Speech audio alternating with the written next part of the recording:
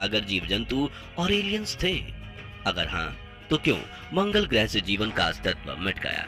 और आखिर ऐसा क्या हुआ होगा कि एक समय में हरा भरा खिलखिलाता मंगल ग्रह आज एक बंजर लाल रेगिस्तान में बदल गया है?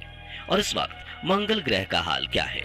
वहां की घाटियां, रेगिस्तान, ज्वालामुखी और जमीन कैसे दिखती है? क्या मंगल ग्रह पर वातावरण मौजूद है? और क्या हम इंसान भविष्य में मंगल ग्रह पर ह्यूमन कॉलोनी बसा पाएंगे? आज के ग्रह से जुड़े इन्हीं रहस्यों से पर्दा उठाएंगे, साथ ही चलेंगे मंगल ग्रह के रोचक सफर पर और रियल फुटेज से वीरान पड़े प्लेनेट मार्स का हाल देखेंगे। लेकिन उसके पहले एक छोटी सी गुजारिश, प्लीज आप वीडियो को लाइक और चैनल को सब्सक्राइब जरूर कर दीजिए। हमारा घर पृथ्वी सोलर सिस्टम का एक लौता ऐसा प्लेनेट जहां पानी तरल अवस्था में मौजूद है। यहाँ जीवन के लिए अनुकूल जमीन, वातावरण, मैग्नेटिक फील्ड, गुरुत्वाकर्षण और इकोसिस्टम मौजूद था, जबकि मंगल ग्रह सूर्य के हैबिटेबल जोन में आता था।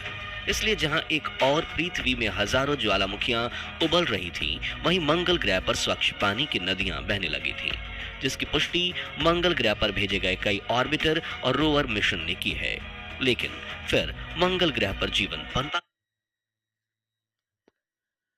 कैसे हुआ, चलिए जानते हैं।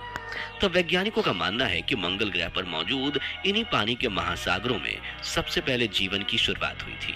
और ये जीवन था माइक्रो ऑर्गेनिज्म, यानी बहुत छोटे बैक्टीरिया का। और एवोल्यूशन से जुड़ी लगभग सभी थियरीज यही कहती हैं कि किसी भी ग्रह पर जीवन की शुरुआत सबसे पहले माइक्रो ऑर्गेनिज्म से ही शुरू होती है। समय के साथ इन छोटे जीवों में विकसित होने की क्षमता आती है और ये विभिन्न प्रकार के जीवों में परिवर्तित होने लगते हैं। लाखों वर्षों के बाद इन्हीं में से कुछ जीवों की प्रजातियां एक विकसित सभ्यता का रूप ले लेती हैं, बिल्कुल हम इंसानों की तरह। और मंगल ग्रह पर बसने वाले बुद्धिजीवी जीवों को हम मार्शियन एलियन कहकर पुकारते हैं। खैर, मंगल ग्रह के अतीत से पर्दा उठाने के लिए वैज्ञानिकों ने आज तक 48 मार्स मिशन भेजे हैं, जिनमें से करीब 40% मिशन सफल हुए हैं। और इन मिशन से मिली जानकारी की माने तो मंगल ग्रह पर भी जीवन का विकास पृथ्वी की तरह ही step by step evolution process के माध्यम से हुआ होगा। यानी वहां भी जीवन की शुरुआत सबसे पहले महासागरों से बाहर आकर जमीन पर बसे, वैसे ही मंगल ग्रह पर भी हुआ होगा।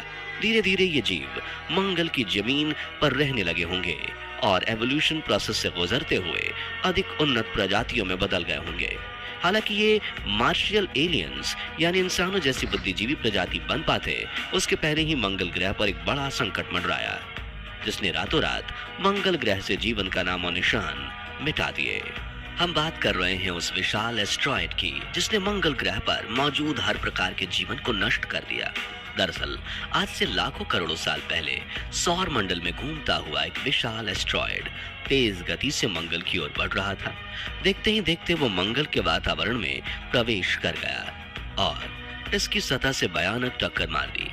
यह एस्ट्रॉयड इतना विशाल था कि जब उसने मंगल ग्रह से टकराया तो उसमें से हजारों परमाणु बमों के बराबर ऊर्जा निकली। इस टक्कर से मंगल ग्रह की सतह को इतनी गहरी चोट पहुंची कि इसका ऊपरी हिस्सा तेज रफ्तार से वातावरण के ऊपर उछल गया। इस दौरान उबलते हुए खनिज, विशाल चट्टानें और सूक्ष्म धूल कण मंगल के वातावरण में जीवों का धीरे धीरे नाश होने लगा। इसके साथ ही ज्वालामुखियों से निकलने वाली भीषण गर्मी ने स्थिति और भी गंभीर बना दी। इस गर्मी के कारण मंगल का पानी भाप बनकर वातावरण में उड़ने लगा और सतह धीरे धीरे पूरी तरह से सूख गई। इस विनाशकारी घटना के बाद मंगल ग्रह पर जीवन अपने शुरुआती चरणों में ही समाप्त हो गया। तब से आज तक हजारों सालों तक चले बदलावों के कारण आज मंगल का लगभग सारा पानी सूख चुका है और मंगल ग्रह एक वीरान और बंजर रूप में परिवर्तित हो गया। लेकिन आज मंगल ग्रह दिखता कैसा है, ये जानने के लिए चलिए चलते हैं मंगल ग्रह के एक रोचक सफर पर, जहां हम रियल फुटेज और एनिमेटेड वीडियोस देखकर मंगल की मौजूदा हालत को समझेंगे। साथ ही इस वीरान ग्रह पर पानी की मौजूदगी के सबूत खोजेंगे। तो आइए शुरू करते हैं। नासा के क्यूरियोसिटी रोवर ने खींची थी। वहीं दूसरी ओर आपको मंगल ग्रह के दोनों चंद्रमा फोबोस और डीमोस दिखते हैं और सुबह के समय मंगल ग्रह पर सूर्योदय कुछ इस प्रकार होता है। यहाँ भी हमारा सूर्य एक पीली गेंद की तरह ही दिखता है, लेकिन दूरी ज्यादा होने की वजह से पृथ्वी के मुकाबले छोटा दिखता है और सूरज की इस रोशनी में कई बार आसमान में बादल भी दिखाई देते हैं। अब सफर में थोड़ा आगे बढ़ें तो मंगल ग्रह का उत्तरी ध्रुव यानी नॉर्थ पोल भी हमारी धरती के कई बर्फीले इलाकों की तरह बर्फ की मोटी चादर से ढका है, लेकिन ये एक तरह से सूखी बर्फ है। मार्स प्लेनेट के सफर में हमारी अगली मंजिल है द केसी वैली। मंगल की दक्षिण दिशा में मौजूद ये घाटी अपने आप में ही एक अद्भुत करिश्मा है। कहा जाता है कि केसी वैली पृथ्वी की सबसे बड़ी घाटी यानी अमेरिका के ग्रेट कैनियन से 10 गुना ज्यादा बड़ी है। वहीं मंगल ग्रह पर एक ऐसी घाटी मौजूद है जिसका नाम है वैलीज मेरिनेरिस, जिसे मंगल ग्रह की ग्रैंड कैनियन के नाम से भी जाना जाता है। ये 3000 किलोमीटर लंबी, 600 किलोमीटर चौड़ी और 8 किलोमीटर गहरी घाटी है और वैज्ञानिकों का मानना है कि अरबों साल पहले यहीं से मंगल ग्रह के महासागर बहते होंगे, जिन्होंने इस घाटी को तराश कर इतना अद्भुत बनाया है और इसे अंतरिक्ष से भी देखा जा सकता है। मेरिडियानी प्लेनम ये मंगल ग्रह के वीरान पड़े रहस्यों से पर्दा उठा दिया था। इस फोटो में मंगल के अतीत की कहानियां समेटे कई बेडरॉक्स पाई गईं और नासा की टीम ने इन फोटोज की स्टडी करके बताया कि ये रॉक्स पानी की लहरों के टकराव से बनी हुई थी। साथ ही उन्हें पत्थर पर बहती हुई पानी की लहरों के निशान भी मिले, जिससे ये बात क्लियर हो गई कि अरबों साल पहले मंगल ग्रह की सतह पर पानी मौजूद था। मंगल ग्रह का अगला अजूबा है ओलंपस मून्स।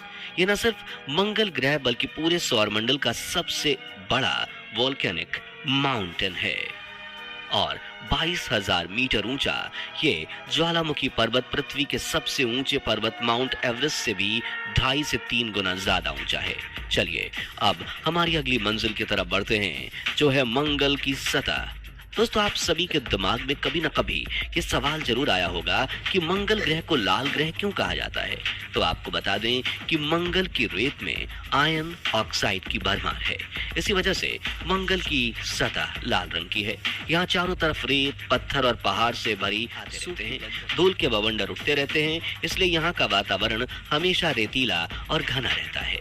वहीं यहाँ का गुरुत्वाकर्षण पृथ्वी की 35% ग्रेविटी जितना है, लेकिन यहाँ आने वाले रेतीले बवंडर से उठी धूल कई बार महीनों तक जमीन पर नहीं गिरती और आसमान में मंगल ग्रह की सतह तक नहीं पहुंच पाती। जैसे कि साल 2007 में जब मंगल ग्रह का सबसे भयानक सैंडस्टॉर्म आया था, तब करीब 6 महीने तक मंगल की सतह के कई हिस्सों तक सूर्य प्रकाश पहुंच ही नहीं पाया। ऐसा ही एक तूफान आया था साल 2019 में, जिसका शिकार बना था नासा का अपॉर्चुनिटी रोवर। दरअसल धूल मिट्टी की आंधियों ने इस रोवर के कई पार्ट्स खराब कर दिए और कई दिनों तक सूर्य प्रकाश न मिलने की वजह से इसकी बैटरी चार्ज ही नहीं हो पाई और इसने हमें हमेशा हमेशा के लिए अलविदा कह दिया। तो आज के लिए बस इतना ही, लेकिन भविष्य में नेक्स्ट पार्ट